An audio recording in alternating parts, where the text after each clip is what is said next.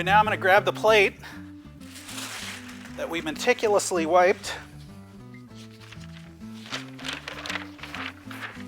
And this is where I do a spot check. So I will look on the plate.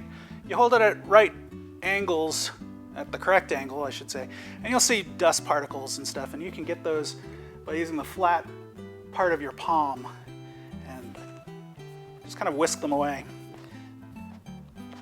So that's about right. And so I will put this down in the correct orientation. Okay. And I will get my paper. So I can see that my initial is in this corner. So I want to have the printable side. The printable side is facing away from me right now.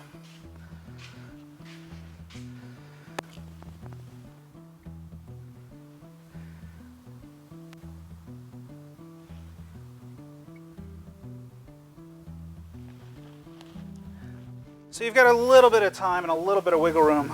With the Asian paper in particular, because it's so thin, you can kind of adjust where you place it. You don't want to do this with most European papers because they're thicker and they'll start absorbing the ink right away.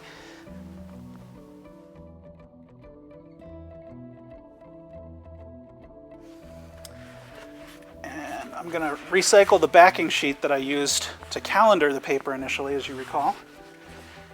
And I'll use this as a backing sheet.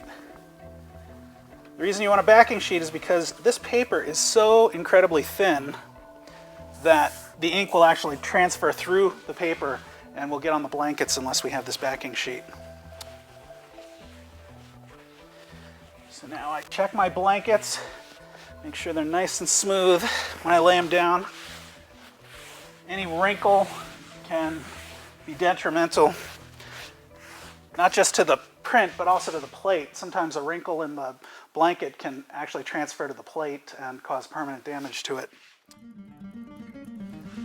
Periodically, I'll check the pressure on the press throughout the day because as I print, the blankets get more and more compressed, and that'll change the appearance of the print. So we want to make sure we maintain the right amount of pressure at all times.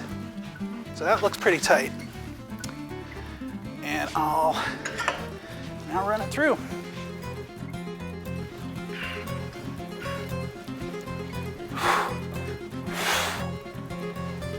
It's a little tighter now that there's a plate underneath. And again, the important thing is to keep moving.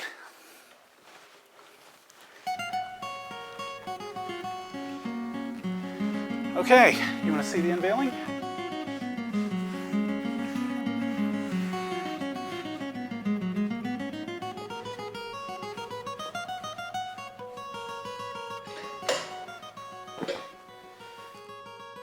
If the paper wants to stick to the backing sheet, we just let it, and we'll pick the whole thing up at once. If it does separate, then I might peel them apart separately. But no, it's all coming up at once.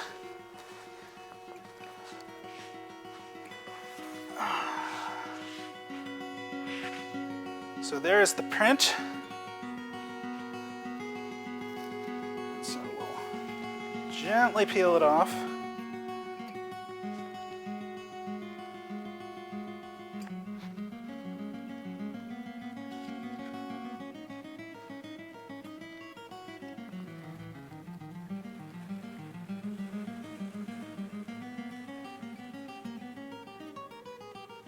It might be thin, but this Kozo is very, very strong paper.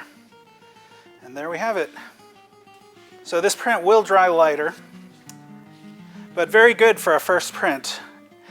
So the more you print a plate, the better it gets. The prints just continually get better. The more the plate gets seasoned, the more it prints. The more it experiences the pressure and the ink. It just kind of gels and becomes more painterly the more you print it, while still retaining the sharpness. So one of the beauties of these thin Asian papers is you can have any kind of backing behind it, and the color of the backing sheet will affect the look of the piece. The collector could influence the way a piece looks by choosing different toned backing. It could be warmer or cooler. And it's also just a beautiful handmade paper.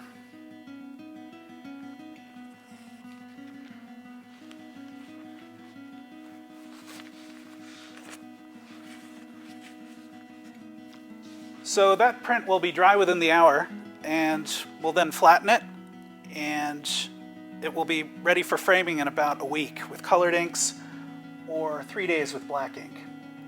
So now this plate, if we weren't going to continue to print it, we'd have to clean it, and we do have a plate cleaning procedure online at intaglioeditions.com, where we talk about how to best preserve your plate and clean it properly so that you get the maximum number of prints out of it. Since we're going to continue to print this, we'll put it back and clean the bed.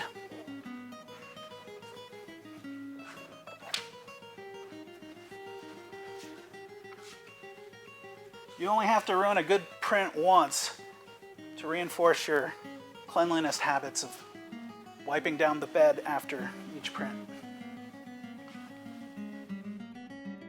I hope you found this video informative. Please check back at intaglioeditions.com for more videos and other helpful tips.